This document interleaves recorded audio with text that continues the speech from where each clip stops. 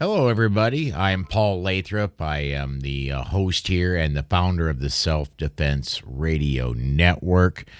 This, of course, Polite Society News. This is the Training Friday edition of Polite Society News. Joining me, as he does on almost all of the Training Fridays, is Tom Walls of the Firearms Academy of Seattle. Tom, thanks for coming along for the ride today, man. Hey, Paul, it's always a pleasure, and happy Thanksgiving a day late. Yeah, same to Happy you, Black man. Friday. Yes. Well, yeah, I did my Black Friday, I'm going to say 3 or 4 days ago, and it all Yeah, showed up today. So,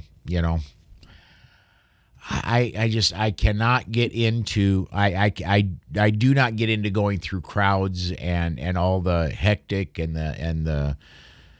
I got to be honest with you. If you go to Black Friday sales today, if you were up at 5 a.m. and getting ready to go to the store and showing up when it opened, you probably needed some de-escalation, wouldn't you? I would think so. Um, we had planned on doing this last time, and events got in our way, but we're talking today about de-escalation. And the classic thing, are you ready, Paul? You want to do it together? Sure. 3, 2, 1. You You need need to calm down. down. Yes. And it's Has done at a never lot. worked. It's usually done at a lot higher volume and with a lot more force. And with a few adjectives and pejoratives. Has never worked in the history of down calming. Never has. Uh, those of us that are married learn this hopefully early. You need to calm down is a great way to amp.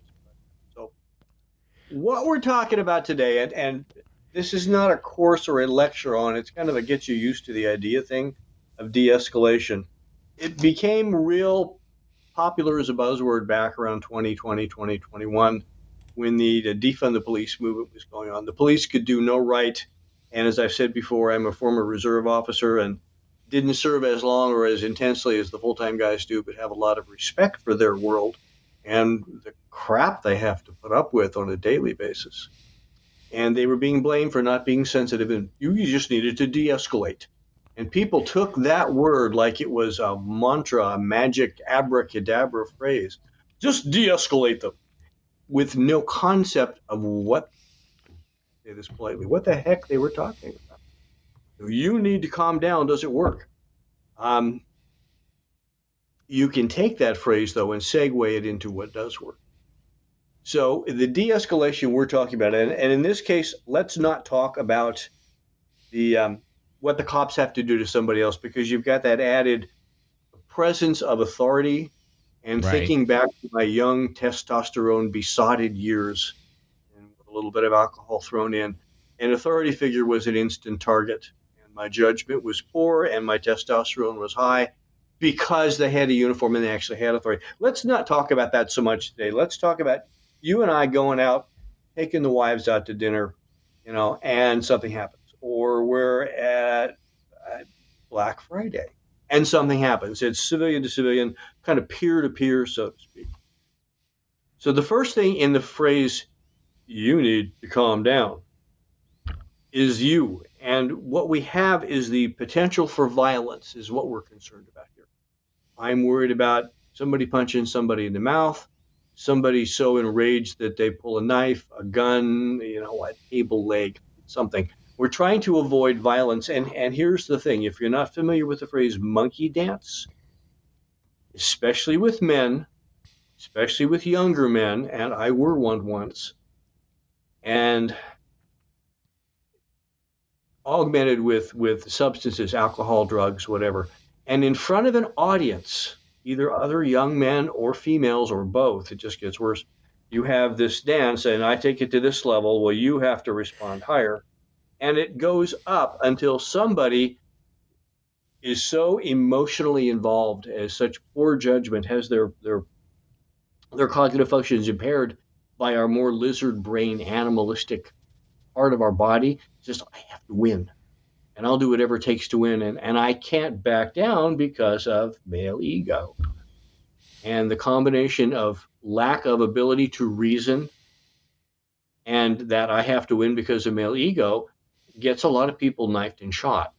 And I don't like being knifed and shot. I'm kind of adverse to it. So in this case, the de-escalation is to get away from this lack of cognitive function brought on by all these factors, individually or in some combination, and bring this person back down to reason so they can at least be talked to. But the first person in this equation is you. If you're both amped up, you're not reasoning either, and you're going, oh yeah, I'll show him. You can't do that to me. I have rights.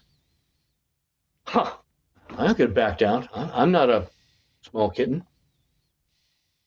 And the other person knows that and will push the buttons. And then you get to the point where violence spills over. And it's almost always the next day in retrospect, and often in a jail cell, you're going, man, that was stupid. Mm-hmm. But it's already happened. So what can we do about that? Paul, if I was talking to you and we were young and stupid and didn't know each other, and we've already got one of the three already, both of us, and I said, oh yeah? Hey, bald dude, red hat, what are you looking at, buddy? Not much. Yeah, okay, I have to win. Oh yeah? You think you're pretty tough, huh? Tough enough. Yeah. You see, and I like to watch the movie clips, and then you compare that to the security videos, and it's the same dance. It's that monkey dance. One of the few things Hollywood often gets right. They do. It's a formula, and you watch it from a distance, and I watched a couple of bar fights, and it's like, this is dumb. One of you, to change the almost inevitable course of this, has got to be the adult in the room and has got to back down. And the first thing is getting rid of the ego. One thing we pound in our students, we have it on all the boards in all the classrooms at the Firearms Academy of Seattle, is ego has no place in survival. So a smarter person than I am came up with this, and I wish I could attribute it correctly. But they said, if you wouldn't ask this stranger's advice, why do you care about their opinion? Okay. So if the guy says, oh, put in your, this is really family friendly. Okay. Put in your favorite epithet and crude is, okay. Are you really that? No. Do you care what he says? No. Are your friends going to believe him? No. So you have to divest yourself of what they say, and you can almost predict what it's going to be. I mean, if you can't predict 2/3 of it, you just haven't lived long. Once you get past that, it can go, okay, this is something I can work with. I'm playing chess and he's not even up to checkers level. Then you can start to go through processes of getting persons to de-escalate, get them ramped down. We got any comments? I saw you looking at the comments. I did. Really, let's see if we have stories. Stories are good. I want to hear other people. Let me get this one in from Robert. And by the way, if you want to get your comment in, just comment on the live video wherever you're watching it. With the exception of Rumble, I get them very quickly. If you're watching on Rumble, I hope I get to it in time. But at any rate, Robert on the YouTube side says, in the old days, police used to de-escalate using massage therapy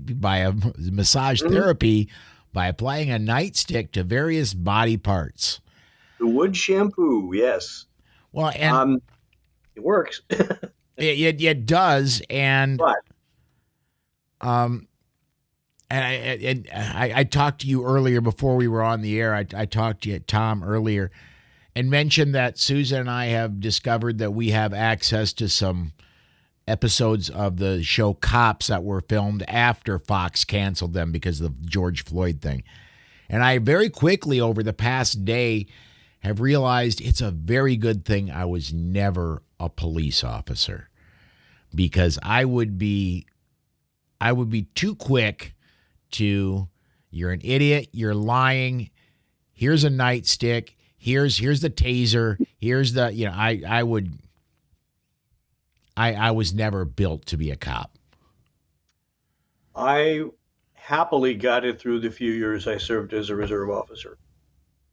I would not choose to do it again, not because of me so much as not all departments back their officers up. The department I worked for was sterling. I still maintain a relationship with a few of the officers there. I was proud to work for them, but I got lucky because the chief we had at that time he started out as a reserve officer, and he'd work the street, and he would work Christmases for the officers. One officer just had a baby, Mm. we had backup from our chief I had at the first department I worked at. Not everybody gets that, and then the political climate too.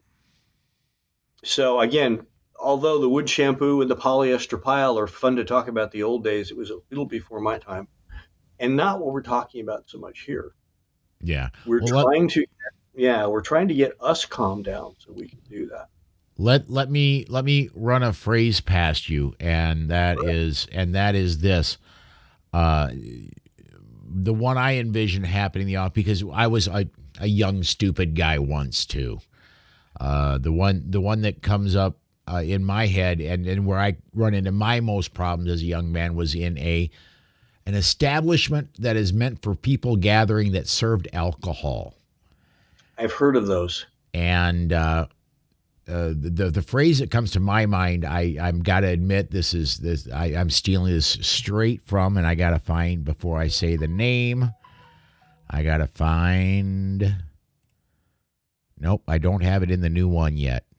I stole this directly from Masada U, and there's supposed to be a that I haven't got set up in the new set since I switched over to the new computer. But Get one for John Moses Browning too.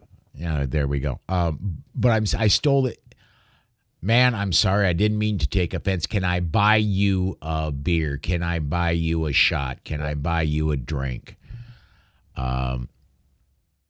When Mass came out with that phrase, when I went through one of his Mag 40s years ago, that was bing. Apologize. Put it. Get it so that guys don't want to apologize. I never want to apologize because I never think I'm wrong. But shift it. Apologize off the start. How can I make this right? And then it's on them. If I don't want to look like a male appendage, I had better. Yeah. The first thing when you've got yourself under some type of control, and that's an entire topic. I do breathing because that's my background, and I was taught to do that to relax, or step back and say, what's the real thing here? Is it my ego that's going to have problems? And I'll give you an example. I'll confess to something stupid I did, and I wasn't all that young when I did it. I was parking in the employee parking garage, but I was parked in the wrong section because I was waiting for a windshield company to come replace my cracked windshield. We had agreed to meet in a certain place. It was raining outside, covered parking garage. I didn't want to go to the employee uncovered park, and the security guy was not happy with that. And I lost it. I got loud with him. He got loud at me. Words were exchanged, and he wasn't de-escalating, and neither was I. And it took me almost a full minute, which is really a long time in an argument, to realize the trap I had let myself fall into. And I thought, you're not going to win the argument because he's not allowed to lose. And I realized he was doing something. I started listening to what he was saying, and I started watching his body language. He was getting loud. He was puffing up. He was looking large. He was bigger than I am anyway. And he was starting to repeat the same phrase over and over and over. He was looping. And you can see this in these videos. You watch Cops or any of the things on YouTube. Those were signs that he was really emotionally involved, and reasoning with him was not. So I backed down and basically did what you said was give him an out that was acceptable to him. So that was an example of first controlling me. The thing that Mass goes into, I've seen people use rarely when they do role play scenarios. They'll take a throwdown wallet. I learned to do that, and I carry one, and it's a little billfold, a money clip, and there's obviously stuff in it. It's mostly ones, but I've got a 20 or a 10 on the outside. It looks tempting. You can see the edge of a credit card. Now that credit card expired in 2019, but it's there. And I can give that up. Another instructor talks about the my bad 20. Hey, my bad. Here's a $20 bill, man. I just buy. You guys have a beer on me, and I'll leave. Getting the ego out of it, like you said, um, to avoid that. Well, you can't be here. This is our bar. And you could go, well, I don't see a sign. Yeah, well, that doesn't go anywhere. You're trying to win. It's a power trip. You Yeah. fall into that trap like I did with the security guard. It's more of a break the script kind of a thing. You're expecting this dance because you and I have seen this at our age, so many times it just ramps up and up and up. Somebody's got to win, and they both end up losing or in jail, or somebody's in the hospital. Break the script. People don't expect a man, especially, to go, I, I'm sorry, that just wasn't right here. Let me apologize. I'll leave at your bar. You're absolutely right. Well, my first reaction when I'm amped up is, well, I'm being a small kitten. I'm not being manly. I can't let him do that. I've got to teach him a lesson. One thing, what lesson would I teach him except that I'm easily manipulated by anger? To be able to have the courage to step back and break that script is hard to do. And I'm not going to tell you that I'm great at it. I've been able to, but there are times when I failed. But if you can break that script, change the topic. So you've got to listen to what they're doing, look at the body language, and there's a lot of body language things and excellent topics and courses on the subject. But it's the repetition of phrases, the voice gets loud, things get puffy, breathing starts to get a little rapid, start to get that adrenaline, you burn it off with motor contractions. You lean forward, guys will puff up and stand tall to look physically bigger, just like a cat's fur expands when you get like this. Those are the signs that things are not going in a direction you're going to be happy with when it gets there. You need to be able to pull it back. That's the part that people don't understand when they say, well, those cops should have just de-escalated the situation, and go, I know the answer. The cops are stupid or poorly trained or inept, or they're looking for violence. The other person has a vote in this situation. The other person can say, I don't want to de-escalate. I like being angry. Let me tell you, adrenaline is a hell of a drug. It really gets you amped up. And there are adrenaline junkies, there are anger junkies, there are crisis junkies. I bet everybody out there listening has got a friend or two that just lives crisis to crisis, and that emotional thing is like a drug. They don't know how to live any other way. You get somebody like that, and they are not as amenable to calming down. So you've got to use some tricks. One of the common, I hate to say trick, one of the common techniques is called mirroring. People tend to mirror each other's language, body posture, speech, cadence, whatever. So if somebody's getting really, really loud and talking and going really fast, and you have to do this because I said so and you can't make me, or their voice tightens up and gets squeaky, but there's a change in the voice, muscles are contracting, and you want to get them to go the other way, people tend to mirror. So if you can slow your voice down a little bit and maybe pull the volume down a little bit. Think of dealing with a small, angry 5-year-old. If you've never been around one, it's a real experience. Be around a small, angry 5-year-old. They don't have the emotional control.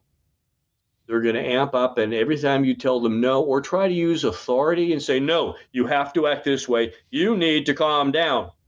It never works because they're going to be defiant, and that path will go on, and that escalation will happen. Those monkeys will dance, and things get bad. If you're lucky, it's a 5-year-old that gets spanked. If you're not lucky, it's a knife in your ribs. So what do?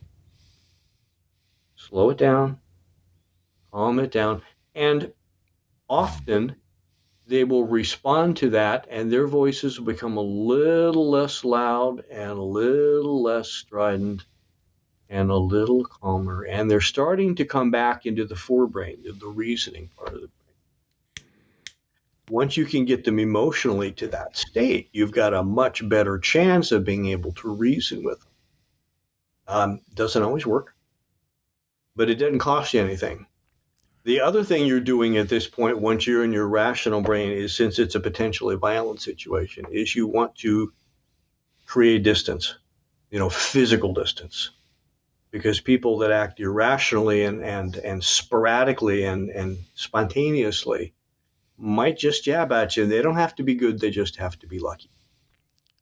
It's unpredictable and unthought out. And Sometimes it can lead to something else if the first strike doesn't work, Sure. or it may bring you out of your control state back to amped up. I want to go. I want to go back to what you were saying about lowering your volume and one thing that I learned.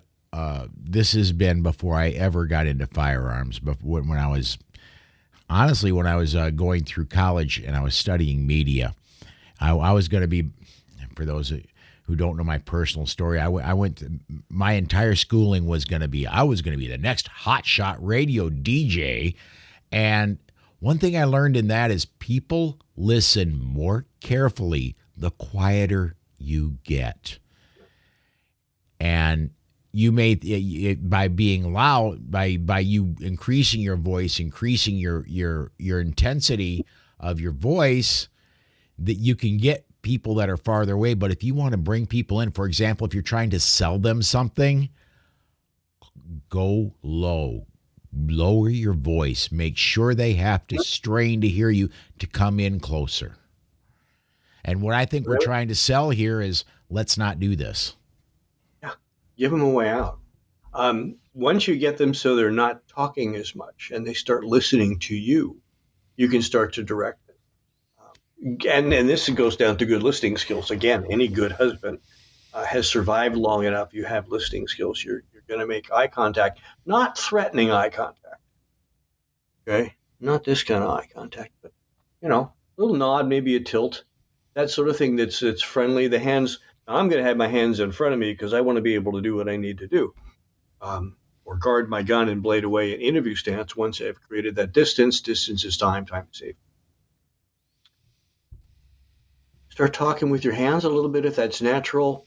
Open gestures, open palms, no closed fists. And this stuff is obvious if you think about it, but if you watch people that are good at this, it's a very calming thing. Last time I was at the famous gun school in Paulden, Arizona, there was an instructor, a gentleman named Steve Tamerline, and he's also a physician and also a combat medical doctor. I mean, he had a rifle in one hand and throwing on tourniquets with the other. High stress environment, violence was not just a possibility, it was a reality. This man had the most calming voice in lecture or on the line coaching or running scenarios.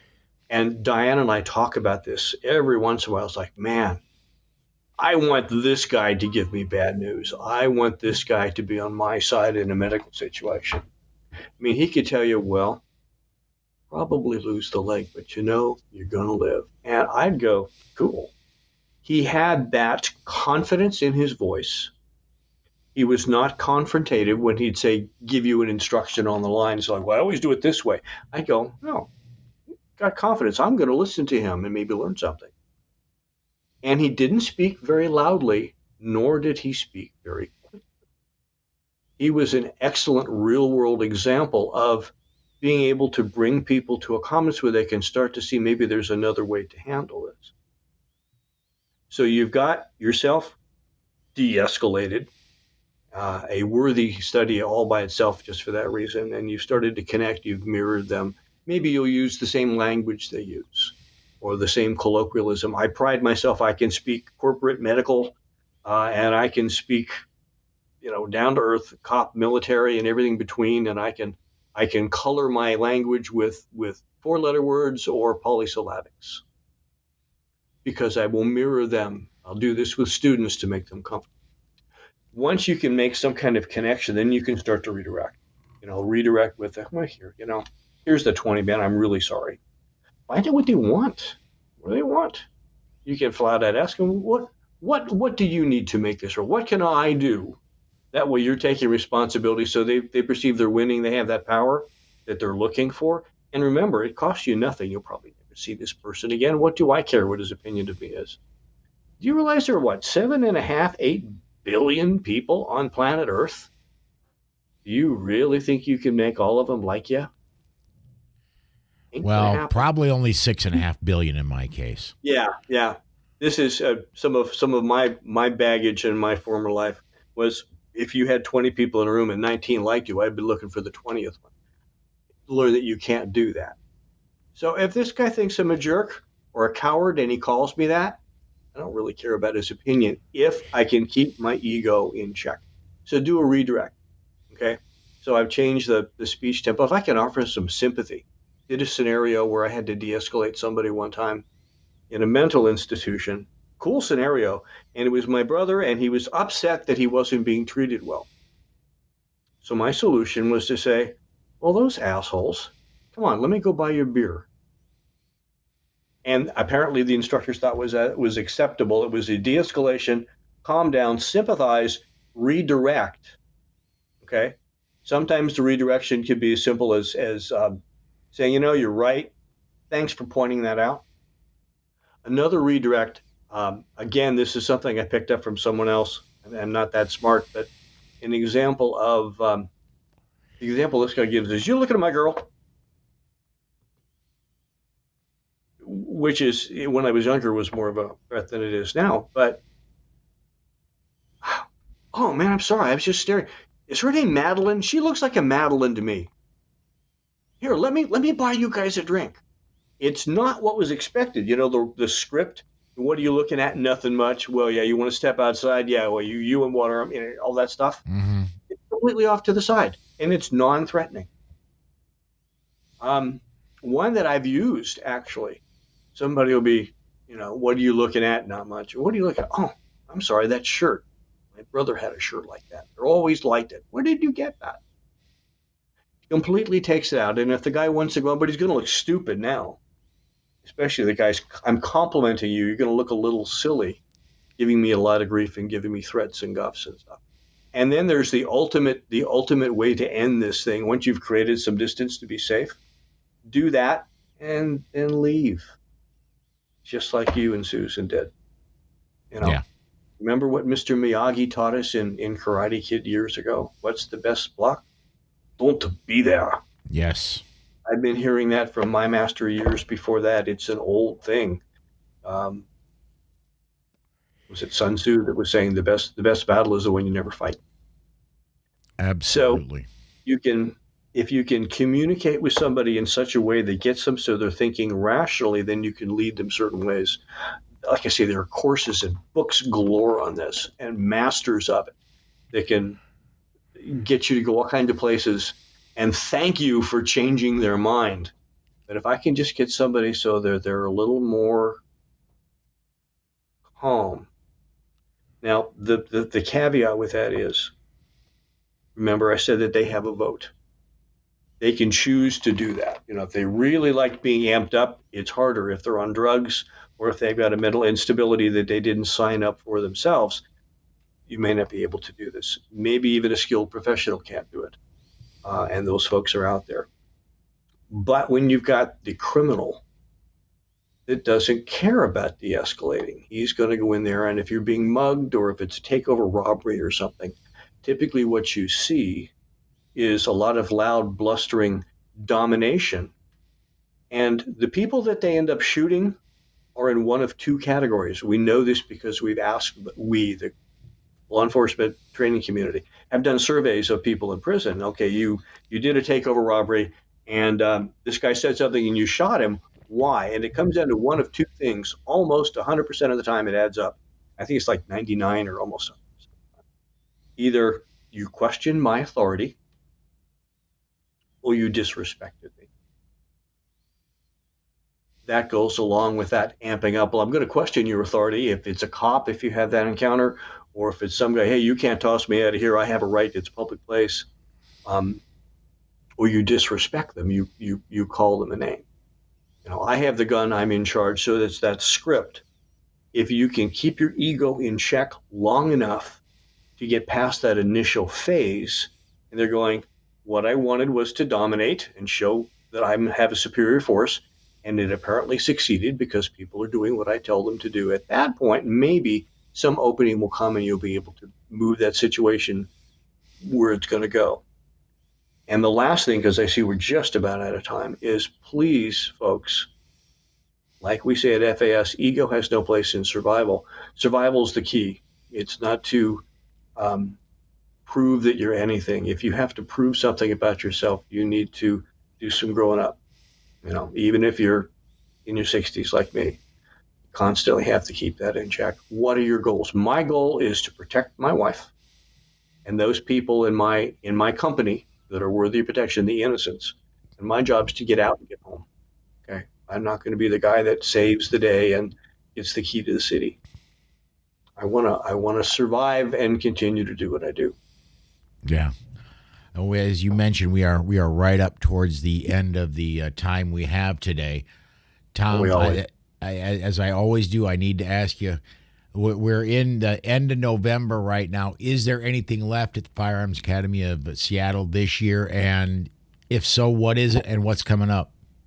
We've got, I believe, one class left, and here at FAS, it's not the weather; it's the day length. It's about 4:30. The sun goes down.